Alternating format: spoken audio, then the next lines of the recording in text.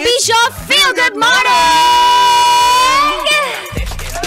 Maray na ka sa inyo ka, Boss Bicolano. Naimbag na bigat ka kayo po mga Ilocano, maadjong buntag kanjong tanan. Mga Bolano ng mga Bisaya may buntag. It's January 17, Friday 2025. Sa oras sa 7:27 ay kasama niyo na ang pambansang Angkol Dagol! Ang kamot sa mga angkol, itaas ang kamot sa mga angkol. Kasama rin ang dahilan ng panonood nyo ng radyo, ang pambansang tita Tanya Chinita. Tanya Chinita, siya ang sexy hot, yummy natin nakita. Tanya Chinita, di pambansang tita, siya si Tanya Chinita. Siyempre, sabit-sabit ang pambansang Senior Mangkano!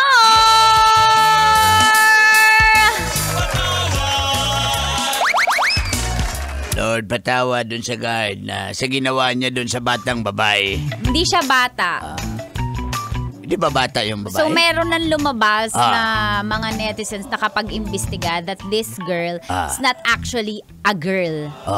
She's a lady na. Tapos, may edad na. Oo, nagsusuot siya ng uniform. It's a scam. Oh. Tapos may mga previous news na last year na modus ito, nag-uniform. Para sabihin na estudyante. Para hindi sila paalisin. Oh. Pero mga ano talaga siya Sindikato. Sindikato talaga sila. Yun na nga sinasabi. Meron may mga previous post last year na ano siya, modus siya. Na pinag-uniform itong mga kunyari bata na to para hindi pa alisin, para makapapali mo sila. Para maawa yung netizens na. Oo. Oy, estudyante. Diba? True enough. Hala, may nakikita akong ganitits. Oo, yun nga eh. Nakita ko yung mga news last year eh. Modus siya. Hindi lang dyan na area. Kunyari sa pag-uwi ko along Bonifacio. So, naka-uniform. Naka-uniform, may dalang bag. Tapos, ang tanong... Nakikita mo rin pala. Mahabag ka na... Hala, galing pang school to. Oo, walang baon. Pero ang tanong, nag-aaral ba talaga yung batang yan? O baka ginagamit nga lang ng sindikato? So, sindikato pala. So, tiningnan ko yung mga related post last year. Tapos yung mga netizens, dahil sa awa nila sa guard, dahil natanggalan ng trabaho. Oo. Teka lang, parang yung due process hindi eh. Oo, parang... Bakit ganun din yung reaksyon ng bata kung may parang hindi natin nakita, hindi natin nakita yung konteksto eh. Tsaka hindi rin natin narinig yung kanilang conversation. Although mali yung ginawa ng guard siguro, of course, mali yun, eh. hindi natin kinukonsinte. Pero mo, bata yun. Pero ang dun sa mga posts ay yung mismong girl na yon, matanda siya talaga. Ang dami niyang ginagawang pang sa scam. So hindi siya bata talaga. Hindi siya bata, nag-uniform lang siya. Ganon din yun na. Tingin ko laging nag-order ako ng ganyan eh. Sabi ko. Sa Shopee. Nag-order ako. Sabi ko yung estudyante gusto ko. Naka-uniform. Mamili lang daw ako kung anong eskwelahan. Pagtingin ko ang tanda na nag-aaral pa ba to? Na-scam kami ng kaibigan ko niyan. Yan talaga. Kasi may scholar ka kasi. Yan sinasabi ko sa'yo. Inaawa kasi ako. Kaya sabi ko yung mga nag-aaral walang alaman. Di ba graduate? Nag-estudyante daw. Mas mukhang matanda pa sa'yo eh. Yan nga, sinasabi ko. Diba? Scam. So, well, sana matignan. Kawawa din naman yung guard kung nakasakali. Alam mo, mali yung ginawa niya, pero sana due process.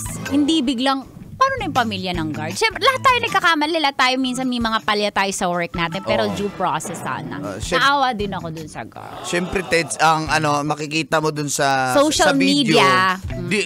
Ginudge na yung guard. Uy, bata yan, sinipa mo. Oo, kasi... Pero kung nandun ka sa actual, o makikita mo, imbestigahan mo pa ng malalim, sabi mo nga, matanda naman pala yun, nagdadamit estudyante lang. Nag-uniform siya. At bakit ganun yung reaksyon ng, pinoprovoke niya yung guard eh. Kung makikita mo, kung ulit-ulitin niyo po yung video na yon. Alam mo, na-realize ko, magaling talagang manipula mga babae, no? Uy, ayan na naman.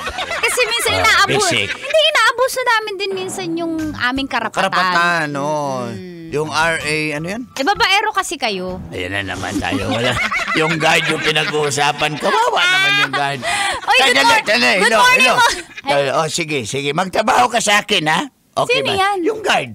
Sa akin na siya Oh, yan, ipasok mo dyan. Oy, good morning sa mga sa mga daddy na naghahatid ng mga totoo nilang estudyante sa school.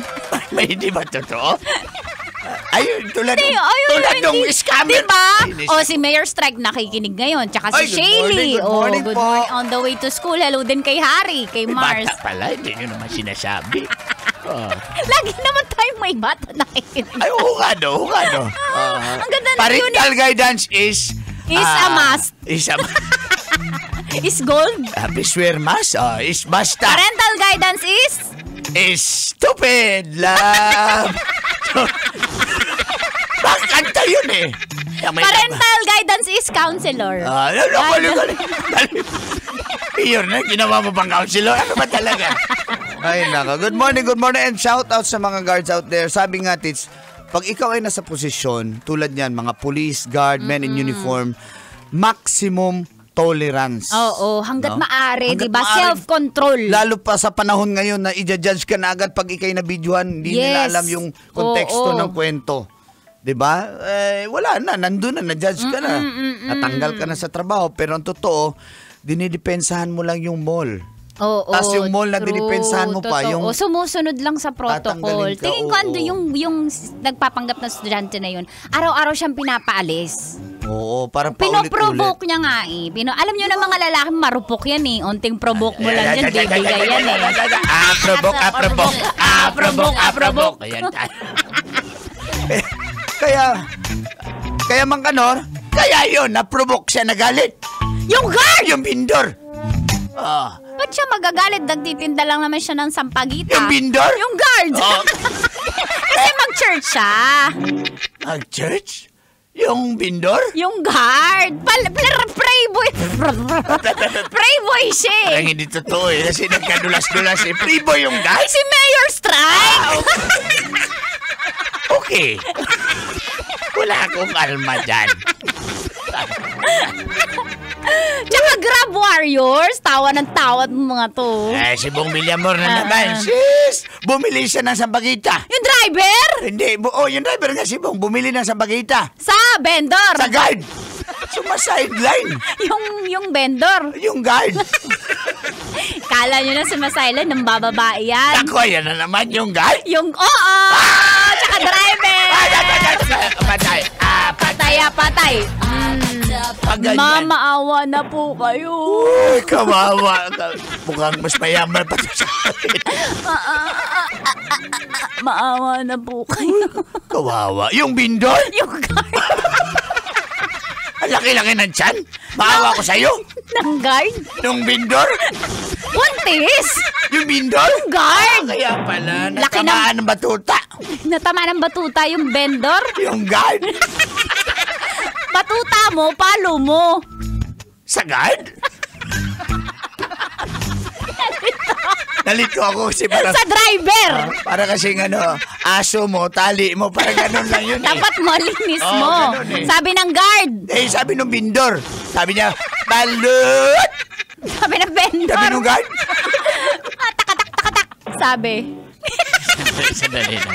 Hindi po nagsasabi mga takatak boys. Hindi yan takatak. Bili po kayo ng hindi. Hindi yan Sabi nung bindor. Sabi ng guard. Pag may MMDA, nagpupulasan yan sila. Yung vendor. Yung guard, hinahabol. Illegal pala. Yung vendor. Yung guard. Ganda Ay, ng nako. uniform niya. Yung guard? Ng vendor. Biyak ang dibdib. Biyak ang dibdib. Sir, yes sir. Ng guard. Ng bindor. Kaya, Sipag niya magtinday para kasi sa pamilya niya yun. yung bindor. Babaero. Bakit? Marami kasi siyang pamilya. Yung babaero. Yung driver. Damay na! Oy, by the way, kay Direk Phil, also at kay Ma'am Oy, Tonet, good morning! kanyang asawa.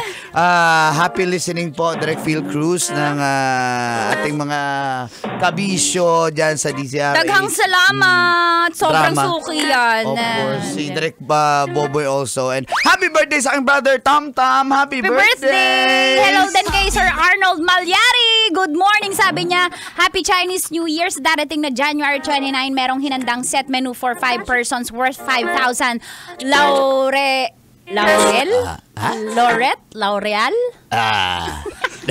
style sa Elijah Hotel. Ganun ba Ano yun? ba yan? Di naman kami libre. Oo nga eh. Patikimin mo ako. Nang? Bedlord. The front dish? Hindi, nung ano. Busy!